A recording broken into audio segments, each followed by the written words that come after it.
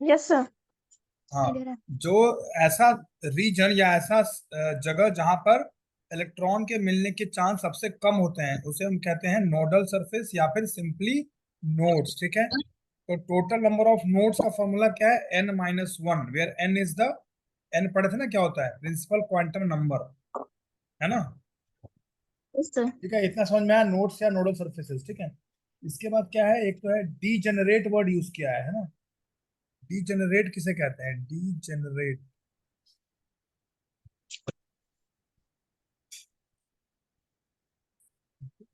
The orbitals having the same energy, वो orbitals जिनका energy same होता है। The orbitals with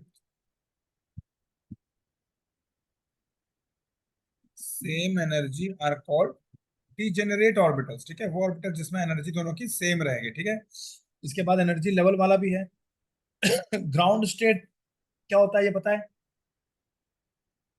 9। सबसे पहला 1s, 1s से शुरू करते हैं ना हम लोग। यस। तो 1s ऑर्बिटल में भी दो यस। इलेक्ट्रॉन्स होंगे, तो 1s जो ऑर्बिटल है that is called as the ground state.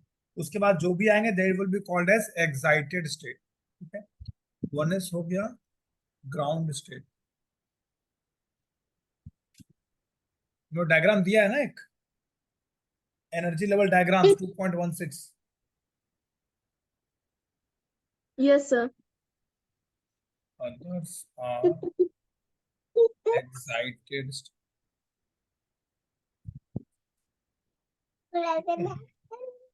इसका स्क्रीनशॉट ले लो। कल का तुमने स्क्रीनशॉट शायद शेयर नहीं किया मुझे, कल की क्लास वाला ना। यस सर, कर देते हैं। हाँ होगा तो कर लो, इसको मैं क्लियर कर दूं।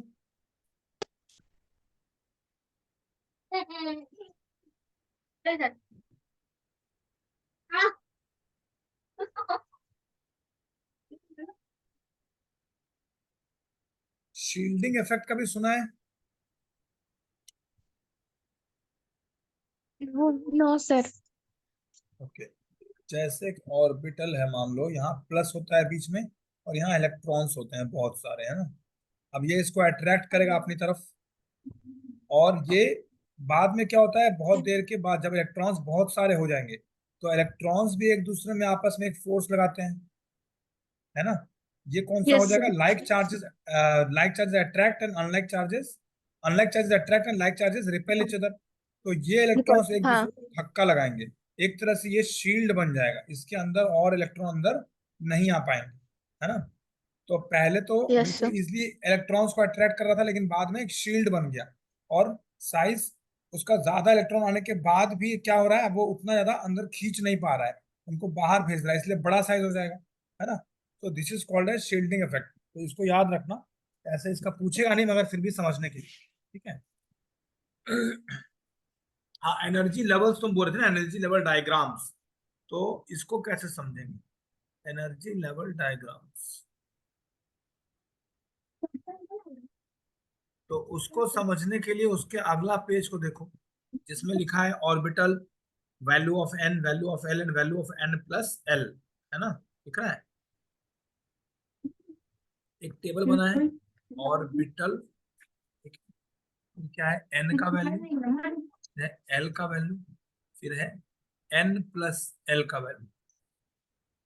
ठीक है, arrangement of orbitals with yes sir. Increasing energy on the basis of n plus l rule, है ना। एन प्लस एल रूल क्या कहता है, the lower the value of n plus l for an orbital, the lower it is energy। n plus l अगर कम होगा तो energy भी कम होगा, n प्लस l का वैल्यू अगर ज्यादा होगा तो एनर्जी भी ज्यादा होगा। इसमें कोई डाउट, हाई होगा। है ना। नो अब लेते हैं सर। इसका एग्जांपल। जैसे मान लो यहाँ पे 1s ले रहे हैं, ठीक है, तो n तो हमारा 1 हो गया, पहला वाला जो कोफिशिएंट है इसका। l क्या हो जाएगा, मान लो 0। ठीक है, तो यहाँ क्या हो गया, 1 + 0 = 1, है ना। अब 2s का लेते हैं, 1। 2 0, ठीक है। अब यहाँ पे मान लो 2 + 0 ले लिया, यस सर। इक्वल टू क्या हो गया, 2, है ना। तो इसका मतलब क्या हो गया, 1s का एनर्जी हमेशा कम होगा 2s से, है ना। फिर क्या है, 2p जैसे है, यस सर। n का वैल्यू 2 और यहाँ l का वैल्यू 1, 2 + 1 क्या हो गया, 1। 3, है ना। 3. एंड इट रिप्रेजेंट्स 2p, है ना, तो इट हैज लोअर एनर्जी, लेकिन इसका बाकी दोनों से ज्यादा है। अब अगर हम 3s लेते हैं तो 3s मतलब 0, p मतलब पता ना, SP DF जो चलता है 0 1 2 3 करके, Yes, sir. तो यहाँ हो गया हाँ. कितना, 3 + 0 = 3, है ना, तो यहाँ पर आ गया सॉरी 3 + 1 हो गया ना, ये 3 + 0, अच्छा 2 और 1 वाला हो गया, 2 1 वाला हो गया 3, Yes, फिर हो गया 3 और 0, ये हो गया 3, इसके बाद हो गया 3p, ये हो गया 3, और p मतलब 1, और 3 + 1 = 4, यानी कि 3, 4. ये हो गया 3s। तो इस ढंग से एनर्जी चलता जाएगा, है ना, एनर्जी बढ़ते जाएगा। तो हमें जो लेफ्ट साइड में वो ऐसे समझ में नहीं आएगा, लेकिन ऐसे वैल्यू निकाल के हम लोग देख सकते हैं कि किसका वैल्यू ज्यादा आएगा। और जो मैंने वो डायग्राम बनाया था एरो वाला, उससे भी आइडिया लग जाएगा, जो पहले आ रहा है उसका एनर्जी कम है ना। Yes, sir. ऑफ बाउ प्रिंसिपल तो पढ़ लिए थे, पॉली एक्सप्रेशन पढ़ लिए थे, हंस रूल ऑफ मैक्सिमम मल्टीप्लिसिटी ये नहीं पढ़े थे ना, ठीक है, इसको मैं क्लियर कर रहा हूँ, ठीक है। हाँ. अब हंस रूल वाला पढ़ते हैं क्या है।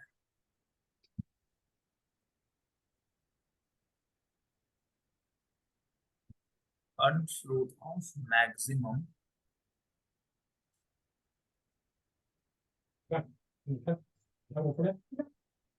मल्टीप्लिसिटी, ठीक है, okay. It states that it states that pairing of electrons, pairing मतलब पेयर मतलब दो मतलब जोड़े पेयर में जैसे ये करना. जो हम बना रहे थे ना ऐसे, ये पेयर है ना, Yes, sir. पेयरिंग ऑफ हाँ. इलेक्ट्रॉन्स इन द ऑर्बिटल्स, ये जो डब्बे हैं उन्हीं को ऑर्बिटल्स बोल रहे हैं हम लोग, 1s 2s वाले, belonging to the same subshell, P भी हो सकता है, D भी हो सकता है, और F भी हो सकता है, does not take place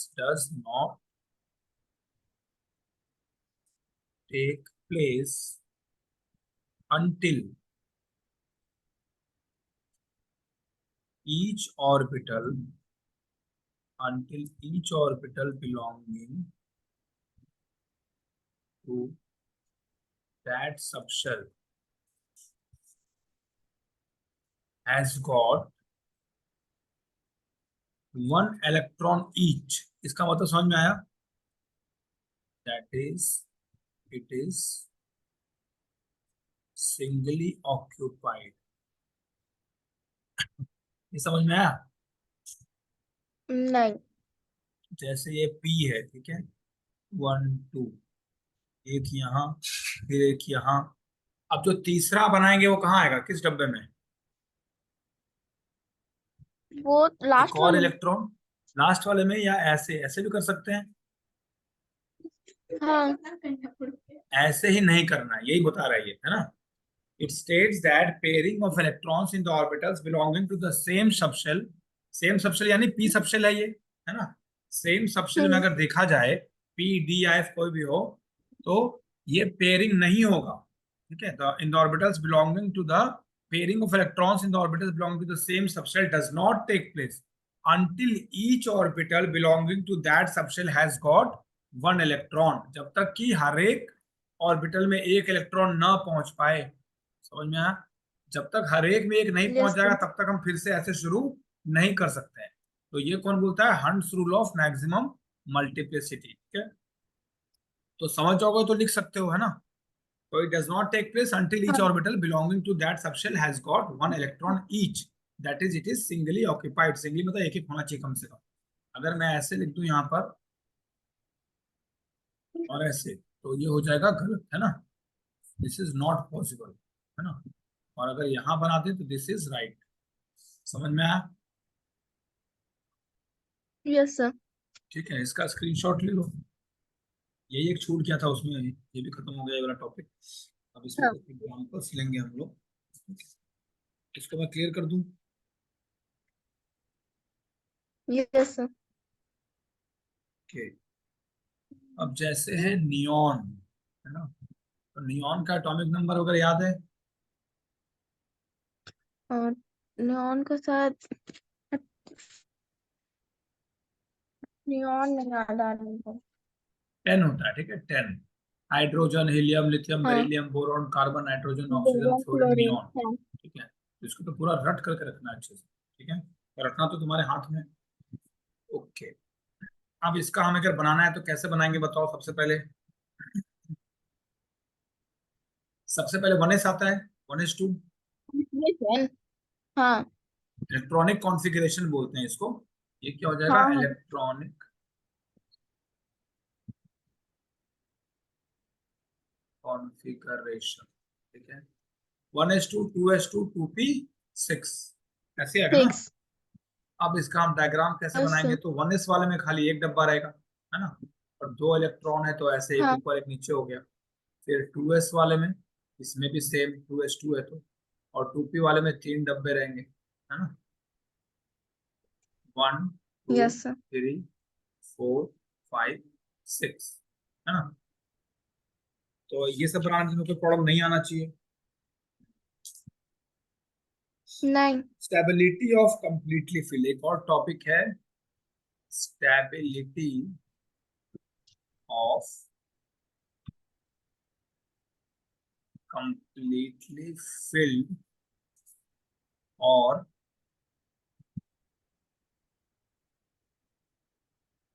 half filled subshell. Completely filled मतलब पूरी तरह से भरा हुआ, है ना।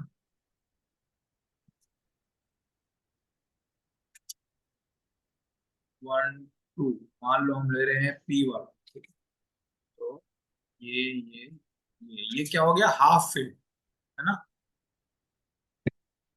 हम्म। और अगर एक ऐसे लेंगे जिसमें सभी जगह पेयर बना दो, तो ये क्या हो गया, कंप्लीटली फिल्ड, है ना। These both are very very stable. Stable मतलब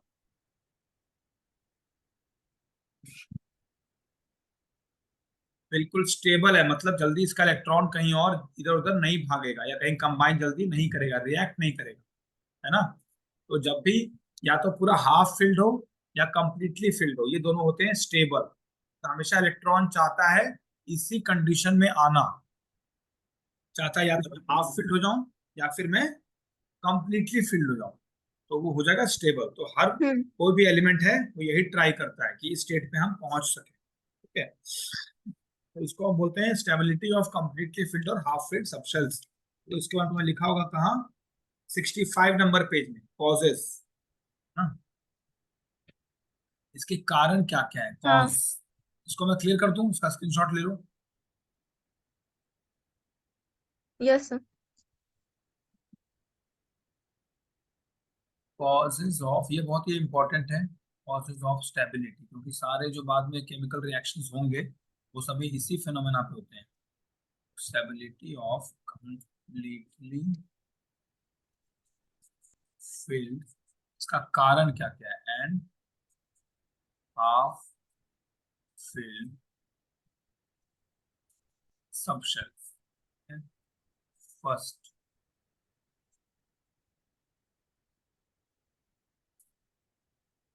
सिमेट्रिकल डिस्ट्रीब्यूशन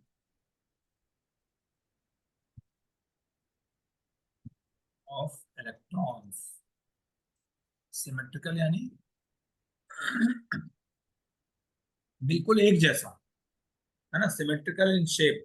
जैसे अगर हम लोग अपना फेस देखें मिरर में तो बिल्कुल एक जैसा दोनों फेस है ना, तो ये हो गया सिमेट्रिकल, एक जैसा, देखने में बिल्कुल हर जगह एक जैसा लगेगा। यस। तो इसमें तो क्या लिखा है, it is well known that symmetry leads to stability. Symmetry means stability, जितना सिमेट्रिकल रहेगा उतने ज्यादा स्टेबिलिटी रहेगा। सिमेट्री लीड्स टू स्टेबिलिटी, ठीक है। The completely filled or half filled subshells have symmetrical distribution of electrons. अगर completely filled या half filled रहेगा तो बिल्कुल देखने में हर जगह एक जैसा लग रहा है ना। ये भी देखने में सभी जगह बिल्कुल एक जैसा लग रहा है, ऐसे और ऐसे, है ना? ऐसे और ऐसे, ठीक है। ये है पी का, ठीक है। अच्छा, पी का बनाएंगे हाफ तो क्या हो जाएगा, जब सारा हाँ, अब बोलो। जब सेल हाफ फील्ड ही रहेगा तो उस टाइम पे उसके पास स्टेबिलिटी कहाँ से आएगा? जैसे देखो अगर उसके पास 3 ही इलेक्ट्रॉन बचे हैं लास्ट में, है ना, तो अगर हाँ खाली 3 इलेक्ट्रॉन बचे हैं लास्ट में, जैसे ये सब क्या है, खाली एक इलेक्ट्रॉन का नहीं है, बाकी बहुत सारे कॉम्बिनेशन बनेंगे ना, बहुत सारे एलिमेंट्स एक दूसरे से कंबाइन होंगे, तब रिएक्शन जो होगा उसमें क्या होता है, कभी कभी एक इलेक्ट्रॉन अगर मान लो यहाँ एक्स्ट्रा है, ठीक है, तो ये जंप करके दूसरे ब्लॉक में चला जाएगा। मान लो किसी और एलिमेंट का पी है जिसमें ऐसे 2 इलेक्ट्रॉन्स हैं, ठीक है, एक खाली है, तो क्या करेगा, ये वाला जंप करके यहाँ पहुंच जाएगा, ठीक है, ये हम आगे पढ़ेंगे। ये बस तुम्हें अभी समझाने के लिए, इसमें ये सब कॉम्प्लेक्स नहीं बना रहा हूँ अभी, बस ये समझ लो कि हमेशा ये यस चाहता है या तो हाफ फिल्ड रहो या फिर कंप्लीटली फिल्ड रहो, ठीक है। तो अभी जैसे ये अगर हाफ फिल्ड है बिल्कुल खुश है, कंप्लीटली फिल्ड है बिल्कुल खुश है, अगर कोई और एलिमेंट आएंगे तो जल्दी ये जंप इधर उधर नहीं करेगा, ठीक है।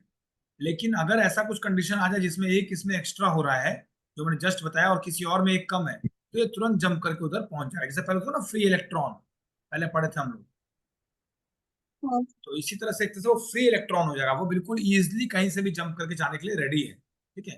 तो अभी ये सब है हमारे यस स्टेबिलाईज्ड, है ना, बिल्कुल स्टेबल, ये जल्दी यहाँ वहां नहीं जाएगा रिएक्शन के लिए, ज्यादा स्टेबल तो ये हो वो गया है ना जिसका है। जिसमें कंप्लीटली फील्ड है। हाँ वो ज्यादा स्टेबल है, वो हाँ बिल्कुल ज्यादा स्टेबल है, ठीक है। लेकिन डिपेंड करता है कितने इलेक्ट्रॉन है उसके पास, ये बिल्कुल स्टेबल है, लेकिन अगर 3 ही इलेक्ट्रॉन लास्ट सबसे में बच रहा है, तो फिर इसको भी हम स्टेबल ही मानते हैं, ठीक है। मतलब ये समझ लो कि यस एक और सर। इलेक्ट्रॉन अगर यहाँ पे आता है तो ये बिल्कुल रेडी है कहीं भी दौड़ के जाने के लिए, ठीक है, किसी और से कंबाइन, एक तरह से वो फ्री इलेक्ट्रॉन बन गया, ठीक है, ताकि ये हमारा 3 ही रह जाए, मतलब या तो हाफ फिल्ड हो जाए या फिर अब ये 2 इलेक्ट्रॉन या फिर कहीं से ले लेगा, अगर कहीं से इसको 2 इलेक्ट्रॉन एक्स्ट्रा हाँ मिल गया, ठीक है, मान लो ऐसे ऐसे ऐसे, और यहाँ पे एक इलेक्ट्रॉन, यहाँ पे एक इलेक्ट्रॉन है, तो ये 2 इलेक्ट्रॉन भी यहाँ आना चाहेगा और इसका भी एक इलेक्ट्रॉन यहाँ जाना चाहेगा, ठीक है। तो डिपेंड करता है ये सब, तो इसीलिए कुछ केमिकल कॉम्बिनेशन होते हैं और कुछ नहीं हो पाते, क्योंकि किसी के इलेक्ट्रॉन्स फ्री है, किसी के हाँ इलेक्ट्रॉन्स फ्री नहीं है ना। जो मतलब जो कम्प्लीटली फील्ड है जो स्टेबल है वो रिएक्शन कम देता है, वो लेस रिएक्टिव होगा। हाँ जो कंप्लीटली स्टेबल है वो बहुत लेस रिएक्टिव होगा, तो उस पर इलेक्ट्रॉन ही फ्री नहीं है। जैसे देखो NaCl सुना होगा, sodium chloride, yes sir. HCl सुना होगा, हाँ ये सब बहुत इजीली रिएक्ट करते हैं, क्यों, यस सर। क्योंकि Na के पास एटॉमिक नंबर 11 होता है, 2 8, अगर यस हम सर। ऐसे लिखें 1s2 2s2 2p कितना हो गया 6, है ना, और 2p के बाद क्या आता यस है, सर। 3s1। 2p के बाद क्या आएगा 3s1, तो अगर हम 3s1 लिखेंगे तो इलेक्ट्रॉन फ्री हो गया ना, क्योंकि S हमारा हाँ एक ही इलेक्ट्रॉन है।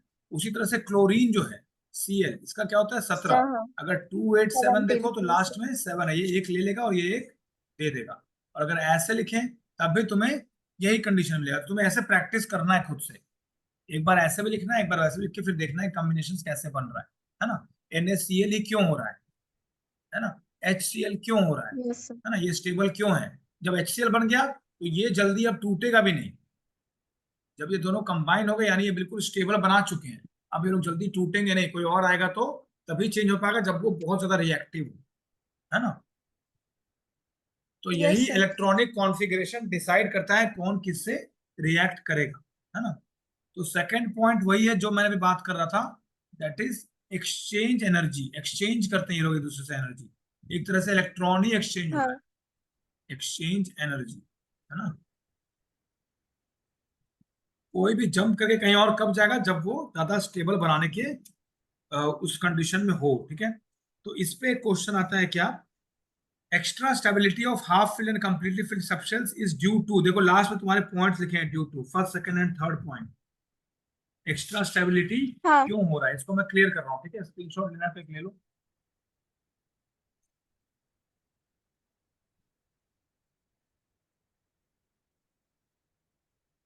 ये क्या लिखा है, एक्स्ट्रा स्टेबिलिटी क्यों है, एक्स्ट्रा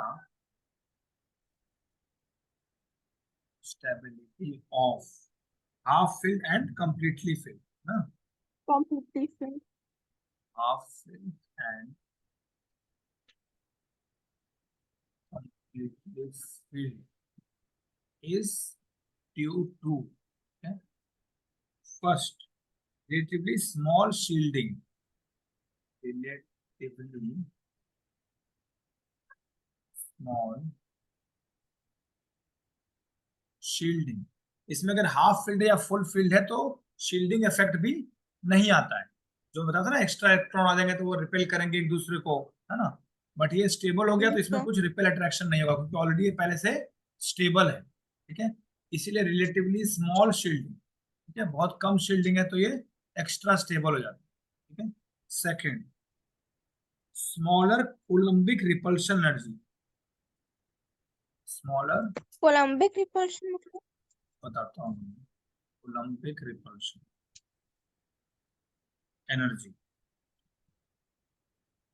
तुमने फिजिक्स में पढ़ा है कूलम्ब्स लॉ या force due to Coulomb's law, दो बॉडीज, या पहले ही पढ़ा होगा F is equal to G m m by r square. Yes sir. पढ़ा है ना, G m one m two ये सब, है ना। तो ये वाले की बात कर रहा है, हाँ। Coulombic repulsion. ठीक है, तो ये बहुत कम होता है। ठीक है, क्योंकि जब हाफ फील्ड या कंप्लीटली फील्ड होते हैं तो ये फोर्सेस भी बहुत कम लगते हैं। इसको हम बोलते हैं कोलम्बिक रिपल्शन। रिपल्शन क्यों? क्योंकि लाइक चार्जेस, इलेक्ट्रॉन इलेक्ट्रॉन के बीच में हो रहा है संघर्ष, है ना, तो वो दोनों आपस में रिपेल हाँ। करेंगे। तो ये रिपल्शन बहुत ज्यादा नहीं होता है, इसीलिए हमारा ये, क्योंकि और इसलिए ये स्टेबल होता है। ठीक है, तो ये वाला याद रखना कोलम्बिक से, या कूलम्ब्स लॉ भी लिखा है कहीं पे, ठीक है, उसमें देखना तो मिल जाएगा फॉर्मूला। और लास्ट क्या है, larger exchange energy. Larger exchange energy मतलब एक्सचेंज होने के लिए इसे एनर्जी अब बहुत ज्यादा चाहिए, इसीलिए जल्दी एक्सचेंज नहीं करेगा अपना एनर्जी। ठीक है, हाफ फील्ड और अगर यस सर। कंप्लीटली फील्ड होगा तो इसको हटाना बहुत मुश्किल, बताया ना मैंने, क्योंकि ये अपना एनर्जी जल्दी एक्सचेंज किसी से नहीं करेगा, क्योंकि उसमें एनर्जी बहुत ज्यादा चाहिए, क्योंकि ऑलरेडी ये बिल्कुल स्टेबल है। तो बहुत ज्यादा एनर्जी नहीं मिल पाएगा तो ये जल्दी उछल नहीं पाएगा अपनी जगह से, वहीं रहेगा, है ना। तो ये 3 पॉइंट तुम्हारे एनसीईआरटी में पॉइंट वाइज लिखा हुआ है, इसलिए ये हो गया इंपॉर्टेंट, इसलिए एग्जाम में मैक्सिमम पूछा जाता है ना। ठीक है, अब इसके बाद देखो कितना बड़ा टेबल दिया है, बहुत सारे एग्जांपल्स दिए हैं ना हाँ। इलेक्ट्रॉनिक कॉन्फ़िगरेशन वाला, तो इसको खुद से प्रैक्टिस करो, है ना, बहुत ज्यादा नहीं। जैसे देखो, हाँ कहीं कहीं सी आर है, अच्छा ये तो तुम्हें दिया है नॉर्मल वे में, अगर मान लो मैं लिख दूं Na+, इसका मतलब क्या हो जाएगा, इसका इलेक्ट्रॉनिक कॉन्फ़िगरेशन बताओ क्या होगा। Na+ का इलेक्ट्रॉनिक मतलब, कॉन्फ़िगरेशन तो वही होगा, अगर सोडियम। Na+ मैं लिख दूंगा तो इलेक्ट्रॉनिक कॉन्फ़िगरेशन चेंज हो जाएगा।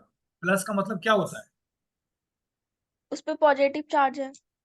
और उसका मतलब क्या होता है, इसने एक इलेक्ट्रॉन किसी को दे दिया है, इसीलिए इसके ऊपर हाँ। प्लस हो गया, मतलब एक पॉजिटिव आ गया। ठीक है, हाँ। अगर इलेक्ट्रॉन दे दिया है तो एटॉमिक नंबर 11 से इसका कम हो जाएगा 10। ठीक है, 10। तो नियॉन वाला जो इलेक्ट्रॉनिक कॉन्फ़िगरेशन था वो हो जाएगा Na+ का। समझ में आया। हाँ। कभी कभी ऐसा भी आता है Na2+ लिख सकता है ना, H का भी लिख सकता है, H+ या माइनस, कहीं भी प्लस माइनस लिख रहा है ना। तो इसका मतलब समझ लो कि हमारे इलेक्ट्रॉनिक कॉन्फ़िगरेशन पे फर्क पड़ जाएगा। ठीक है, तुम्हें इस टाइप का नहीं दिया मगर फिर भी याद रखना, इस टाइप का क्वेश्चन आएगा तो बस थोड़ा सा चेंज हो जाएगा, है ना। तो ये टॉपिक आज हमारा खत्म हो गया। ठीक है, बाकी के क्वेश्चन एक बार देखना और प्रैक्टिस करना जितना कर सको। ठीक है, इसमें थोड़ा लंबा टाइम लग गया, है ना। तो इसके बाद किसमें, यस सर। किसी में हम स्विच करेंगे, फिजिक्स या मैथ्स में, तुम्हें क्या पसंद है ज्यादा। आप देख लीजिए, आपको जो पसंद। ठीक है, तो मुझे एक बार इसका स्क्रीनशॉट आज का भेज देना, और मैथ्स में और फिजिक्स में क्या क्या हो गया मुझे एक बार व्हाट्सअप कर देना मैसेज, मुझे याद आ जाएगा क्या क्या पढ़ा दिया था, है ना। हाँ। ठीक है, चलो, और कल मैं शायद नहीं रहूंगा, कल मुझे बाहर जाना है कहीं, तो कल शायद क्लास नहीं होगा, मैं अगर क्लास लेना होगा तो मैं पहले ही मैसेज करूँ। ठीक है, ठीक है। फिर परसों से तो रहेगा ही। ठीक है, एंड करते हैं। Yes sir. Okay bye. Bye.